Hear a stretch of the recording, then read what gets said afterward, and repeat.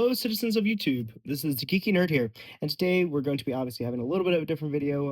Today I'm going to be demonstrating you guys how to install a AR bolt release bolt catch.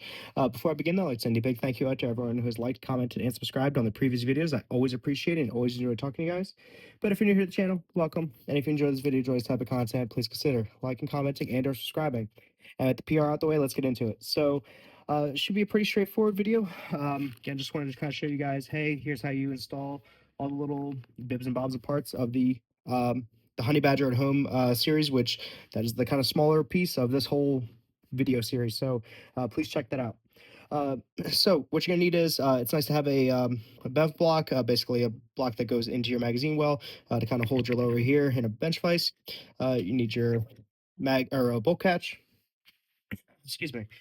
You're gonna need your little roll pin here, and then you're gonna need the bolt release plunger and the accompanying spring that goes with it.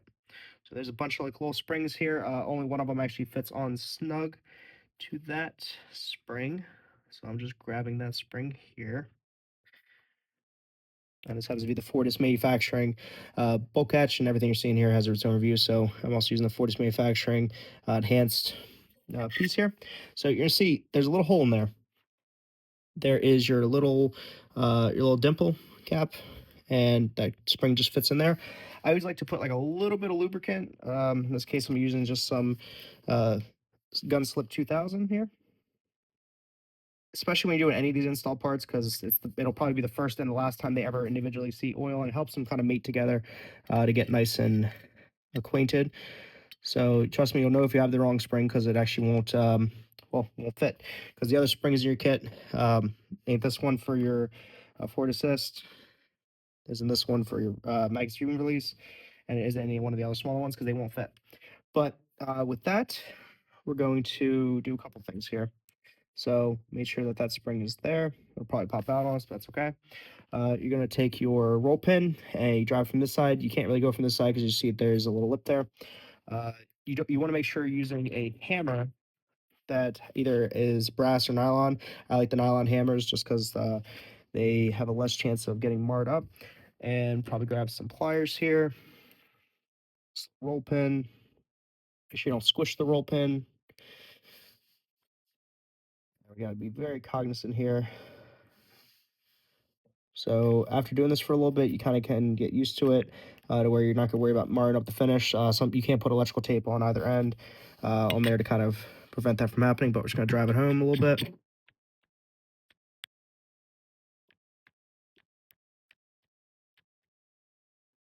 Okay, there we go. We're starting to drive it in. We'll make sure it doesn't pop out the other end. Okay, I'm finished there. Gonna drop this bad boy in. Make sure just the spring is nice and tight. I'll make sure the spring's actually working, right? Okay. Yep. So we are good there. And here's the fun hard part. You just gotta kind of drive the holes. You gotta line up the holes a bit. So I'm just gonna.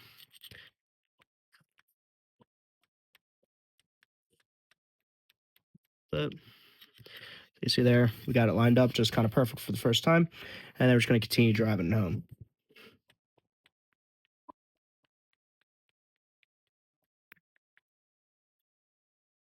You see there, glad I'm using my nylon hammer because it's getting beat the hell up. Make sure I'm not scuffing up the finish here.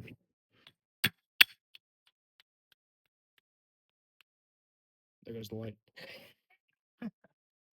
Trying to give you guys the clearest view I can.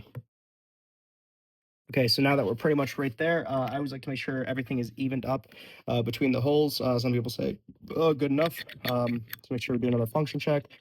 Yep, we are getting a good little release there as far as tension and everything.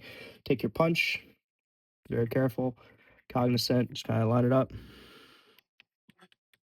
Since you're applying direct pressure, you can use a roll pin punch, but just a flat punch is fine as long as you're not marring it in any way, shape, or form.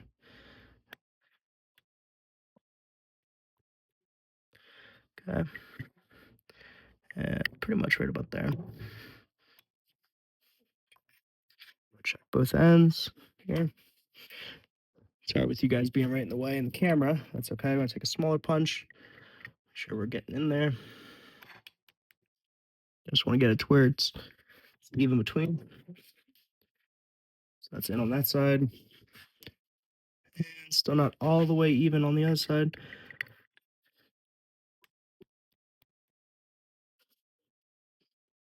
Fine.